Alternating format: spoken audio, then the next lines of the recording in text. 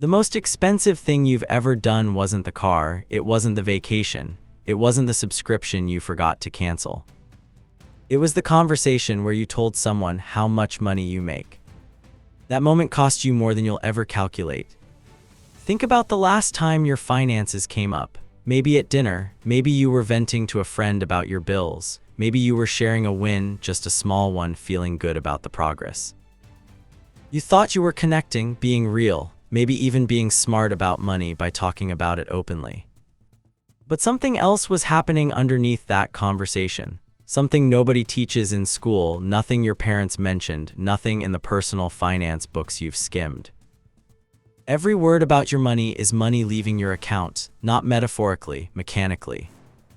This isn't about budgeting, it's not a savings trick. What you're about to hear is the invisible architecture behind why wealth concentrates in silence, and why most people are psychologically wired to destroy their own financial trajectory every time they open their mouths about it. The people who understand this don't just become better with money, they become unreachable to the forces that drain everyone else. If you've been stuck, not broke, just stuck, like the number moves but the gap never closes, this is exactly why. There's a concept in behavioral psychology called social reality substitution. When you verbalize a goal to another person, your brain registers a portion of the reward before you do any actual work. It's the same mechanism behind why people post their gym plans on social media and then don't go. The announcement produces a dopamine hit. The work becomes less urgent. Now apply that to money. Every time you talk about what you're building, what you're saving, what you're investing, what you're planning, your brain files a partial victory. The hunger dulls, the engine slows, not because you're weak, because you're human. This is a feature of your neurobiology, and the wealthy discovered it without a research paper. They discovered it by watching what happened to the people who talked. But the neurological drain is only the first layer. For hundreds of thousands of years, broadcasting your resources was a survival signal. If you had food and you announced it, you attracted allies, but you also attracted predators. The people who learned to signal strategically, showing enough to build status, concealing enough to stay protected, they lasted longer. They accumulated more. We are those people's descendants. And we still carry that ancient pull to prove, to signal, to show evidence of progress to people who mostly don't care, and sometimes actively benefit from knowing your position. Here's the hard part: most people in your life aren't enemies, but your financial information in their hands creates distortions you can't control. The friend who suddenly needs help when they find out you got a raise. The family member who starts framing every conversation around what you owe them. The colleague who adjusts their approach to you based on what they now know about where you stand. You didn't give them a weapon on purpose, but you handed it over, word by word, in conversations that felt harmless. Now here's where it gets interesting. The genuinely wealthy, not the ones performing wealth online, but the ones quietly building it, they almost never discuss money in casual settings. Not because they're ashamed, not because they're hiding anything. Because they understand a principle from information theory that most people never encounter outside a graduate classroom. Asymmetric information is leverage.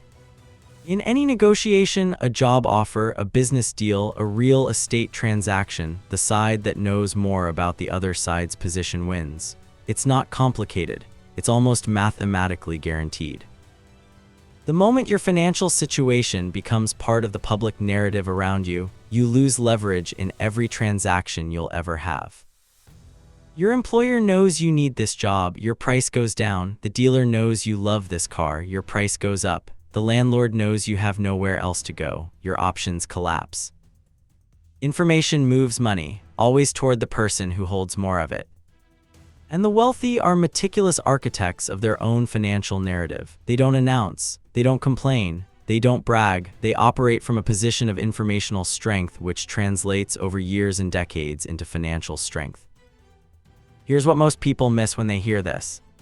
They think, okay, so rich people are just private, I should be private too. And then they try it, they stop talking about money for a week, nothing changes. They assume the idea is wrong or only applies to people already wealthy enough for it to matter. But that's not the mechanism. The silence isn't the strategy. The silence is a symptom of a deeper shift in identity.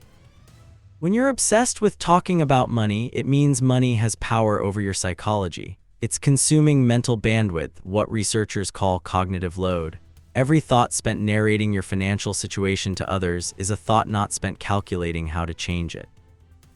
The wealthy aren't quiet because they're disciplined. They're quiet because their brain has reoriented. Money isn't the identity. Money is a tool in service of a larger game they're already playing. And the moment you start playing that larger game, the talking stops naturally. Not because you're hiding something, because you have somewhere more important to be than a conversation about your bank account. But there's a third layer, and it's the one that costs people the most money over a lifetime. Every time you describe your financial situation out loud, you anchor it. Language doesn't just reflect reality, it constructs it, not in a mystical sense, in a deeply practical, neurological one.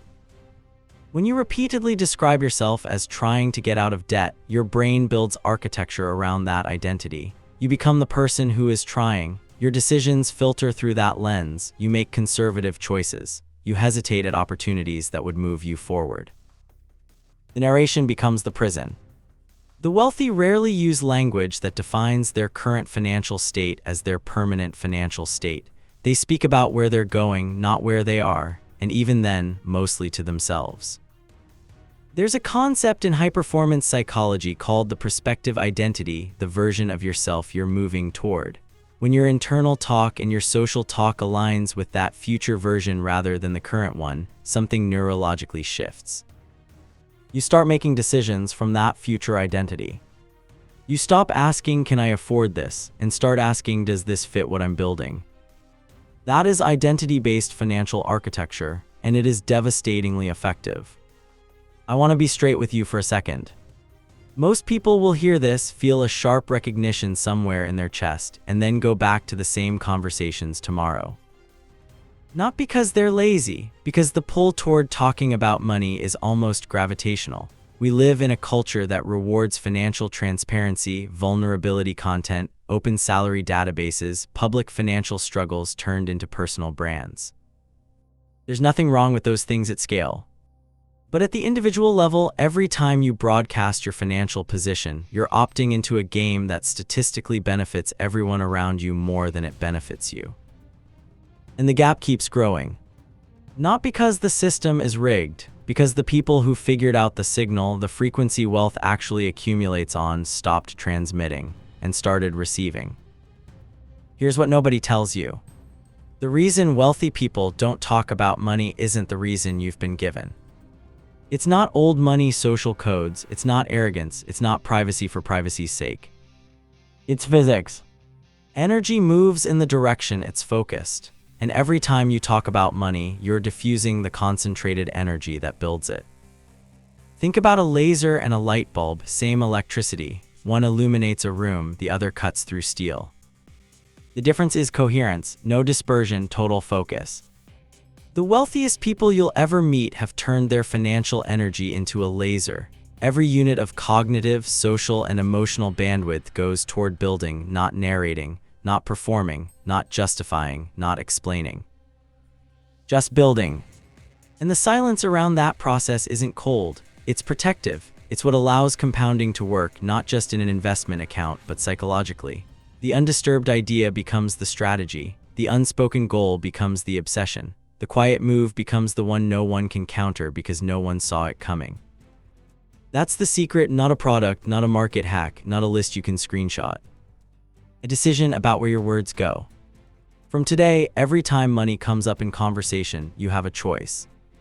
You can perform, you can bond over shared financial struggle, you can announce your goals and collect the cheap dopamine hit. Or you can stay quiet, not arrogantly, not evasively, just redirect that energy toward the building. Talk less about what you have, think more about what you're creating. Protect your financial narrative like the competitive asset it is, because it is one. The people who understood this early didn't just build wealth faster. They built it in a direction nobody could intercept. If you look around and notice the people quietly winning, not the ones performing success online, but the ones who seem untouchable by every financial storm, pay attention to how little they say about money. They're not smarter than you. They're just more signal and less noise. And the gap between where you are and where you want to be isn't only financial. It's the distance between how much you're broadcasting and how much you're actually building.